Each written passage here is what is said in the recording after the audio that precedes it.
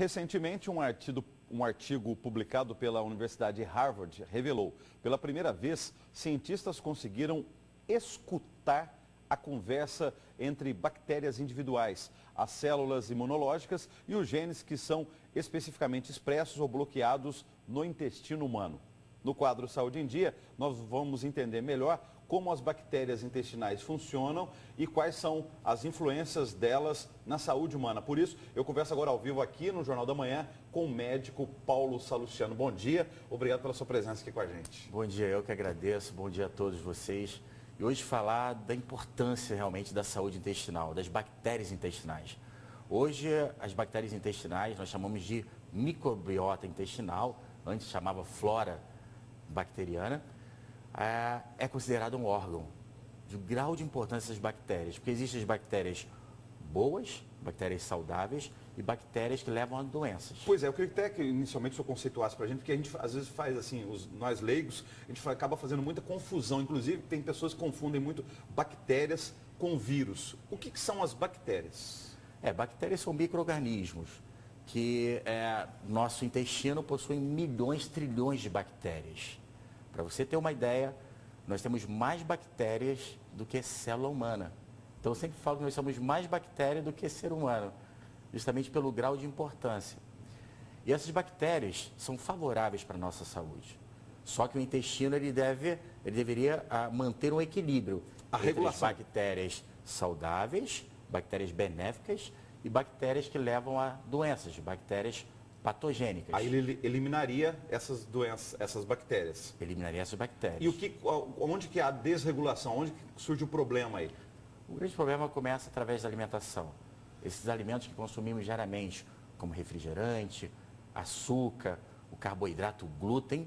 Quando você ingere um alimento como o glúten tem que passar pelo esôfago, depois ele cai no estômago, sofre ação de enzimas. Quando você tem falta de enzimas, ou enzima no estômago, ou enzima no pâncreas, já não consegue digerir o glúten. O glúten cai no seu intestino, vai lesionando esse intestino, vai proliferando as bactérias patogênicas que causam doenças, e essa lesão no intestino abre o intestino, o glúten entra no seu corpo, e o seu corpo tenta combater aquele alimento, aquela agressão.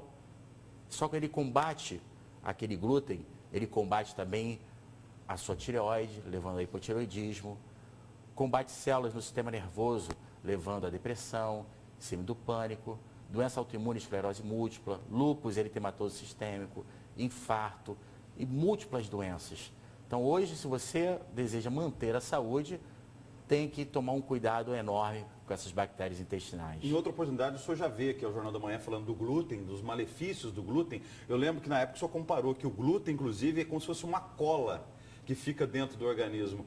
Considerando as bactérias, ele também contribuiria para isso, para grudar, para manter no intestino as bactérias ruins que deveriam ser eliminadas e que acabam ficando presas no organismo? Sem dúvida, sem dúvida. Já que as bactérias saudáveis deveriam estar sempre mais aumentada, maior do que as bactérias ruins.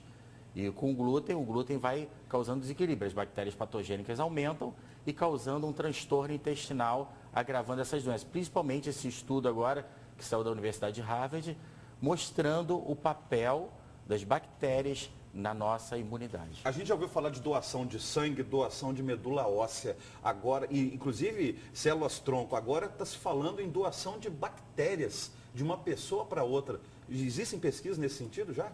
Sim, sim. Hoje existe transplante de fezes, justamente para equilibrar de maneira natural essas bactérias intestinais. E sendo nas doenças graves. E também em prevenção de doenças, tratamento de qualquer doença, devemos prescrever os probióticos, que são as bactérias boas, e os prebióticos, que são os alimentos das bactérias. A junção dos probióticos, que são as bactérias boas, e os prebióticos, que são os alimentos para essas bactérias saudáveis, nós chamamos de simbióticos. Os simbióticos equilibram a flora intestinal. Equilíbrio que nós chamamos de disbiose, que é um descontrole dessas bactérias. A gente também fala muito do controle nutricional, do que a gente deve se alimentar. O senhor falou, inclusive, dos alimentos, aqui nessa entrevista hoje. A gente deveria considerar, então, as bactérias que nós temos no corpo humano para escolher os alimentos que nós vamos ingerir? Essa deveria ser a regra principal? Sim, eu falo que para você escolher um alimento para equilibrar essas bactérias, é você fazer a pergunta. Primeiro, qual árvore que nasceu esse alimento que você está ingerindo? Se não veio da natureza, esqueça. Se for um alimento industrializado, vai trazer um transtorno intestinal. No tanto que hoje se usa bactérias específicas, lactobacilos, para determinadas doenças. Hoje se usa lactobacilos específico para prevenção e tratamento de câncer de mama. Hoje existem bactérias, se usa bactérias específicas intestinais para câncer de colo, para câncer de bexiga, para diabetes, para infarto, para depressão. Para vocês terem uma ideia, 95% da serotonina não é fabricado no nosso cérebro, não. É fabricado no intestino. Olha o grau de importância do intestino. Então, a sua depressão pode estar relacionada hoje a desequilíbrio intestinal. Já que a serotonina, que é muito importante, que vocês usam em casa, muitos usam a fluoxetina, para tentar aumentar a serotonina no nosso cérebro, a serotonina é fabricada no intestino e 5% só é fabricada no nosso cérebro. Então, para tratar a depressão hoje, primeiro você tem que mudar hábitos, mudar a alimentação.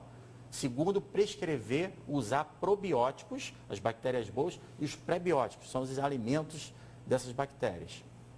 E uma dica muito importante também para vocês é usar um alimento chamado kefir. O kefir você pode comprar como se fosse uma coalhada. Ele tem mais ou menos 38 bactérias saudáveis que equilibram a flora intestinal. Então o kefir ele pode prevenir e tratar, ser um coadjuvante em muitas doenças. E você pode usar na sua casa. Nós usamos o kefir com leite de coco.